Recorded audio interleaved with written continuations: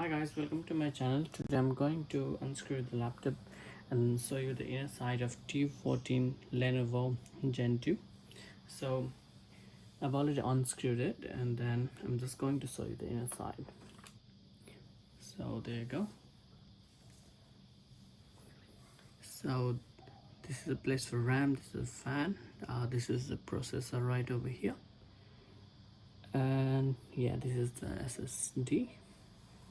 I'm going to give it a gentle blow as I'm cleaning it and installing a new extra RAM for it.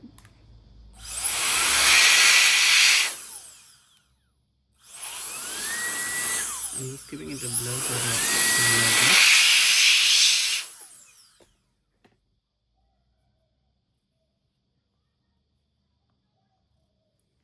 okay, so that's the cleaning part.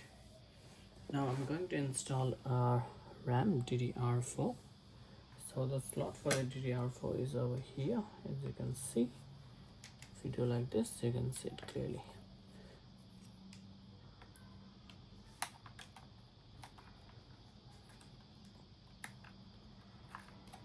So you just have to put it in a notch and then you just have to give it a gentle